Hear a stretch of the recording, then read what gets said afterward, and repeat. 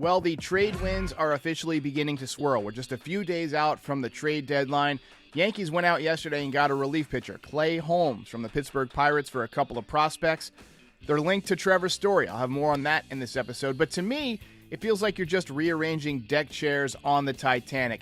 It feels like you just thought of a joke that would have been useful in a conversation 2 weeks ago. Just a little bit too late.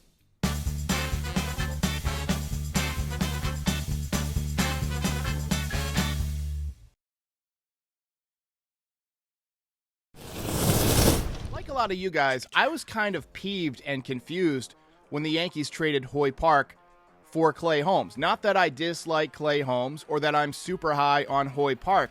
I just think it makes sense to give some of your younger players a chance in a season that's quickly going down the tubes. The Yankees needed a left-handed bat. This guy has been the best left-handed bat in AAA, and I'm not saying he would have been a stud in the major leagues. I'm sure the analytics department has some clue as to why this guy is doing better and why it necessarily wouldn't translate into the major leagues, but you really won't know until you give him a chance.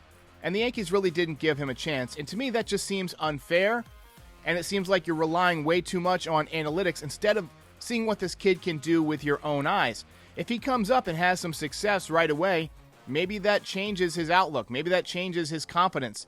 There's more to baseball than just computers, and I just kind of wish the Yankees had given him a chance to succeed or fail in the Bronx.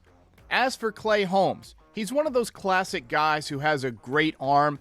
He's got really good fastball velocity. His average exit velocity is really good. He's good at avoiding hard contact. He's good at keeping the ball off of the barrel. But his numbers in games don't translate very well. Analytics love this guy, but you know who else loves this guy? Opposing hitters. So hopefully Matt Blake and the Yankees can figure out a way to not screw this guy up, to make him better. He throws a hard sinker. He can get his sinker into the upper 90s, but it does no use if you're throwing too many balls, and he's had a lot of problems with command. The other name that keeps getting thrown around a lot is one that I see a lot in the streams.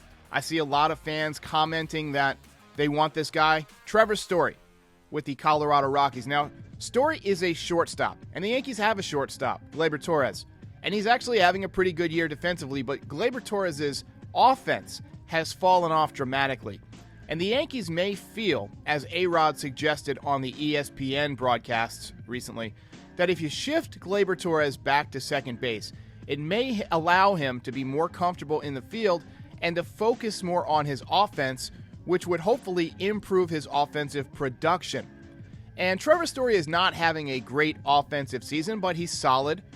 He's been around a long time. He's a veteran hitter. You got to think that being plopped into New York City would energize him. And also, he's a really good defensive shortstop, so you shore up your infield. If you're looking at an infield of Gio Urshela at third base, Trevor Story at shortstop, Gleyber Torres at second base, and then DJ LeMahieu at first base, the only complaint that I have is that they're all right-handed hitters. That's a pretty good defensive infield. One other thing to note about Trevor Story is he's really fast.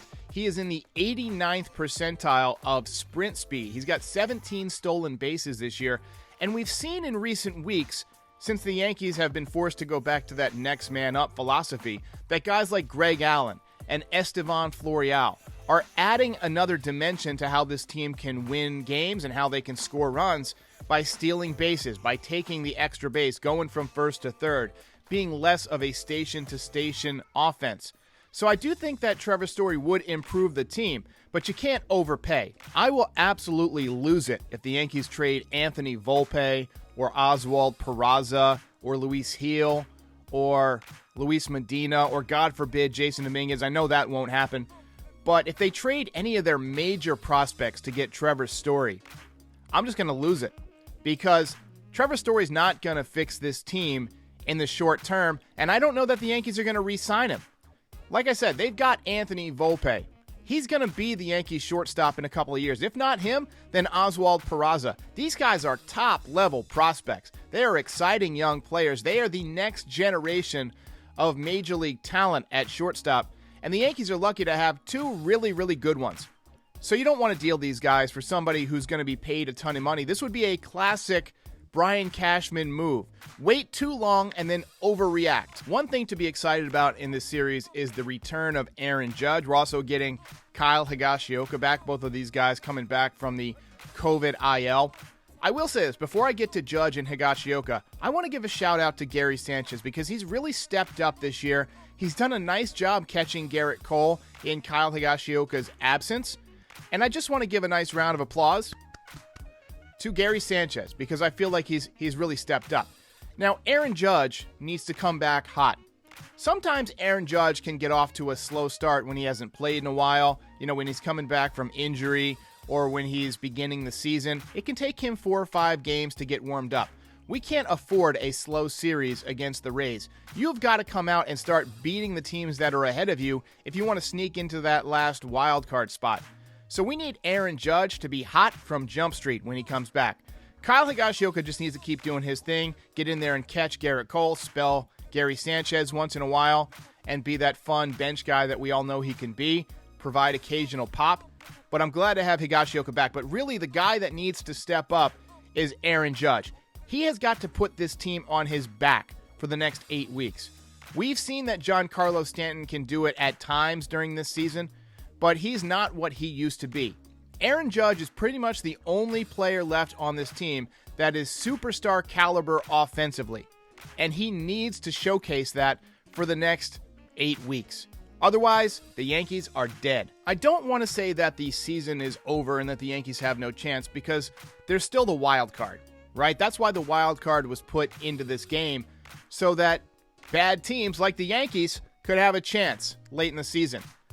We've seen teams sneak into the World Series as wild card winners. We've seen the Yankees get very close to the World Series when entering as a wild card, so it can be done. You have to get hot at the right time. If the Yankees can fortify their roster enough to make a run and get to the wild card, you've got Garrett Cole for Game 1.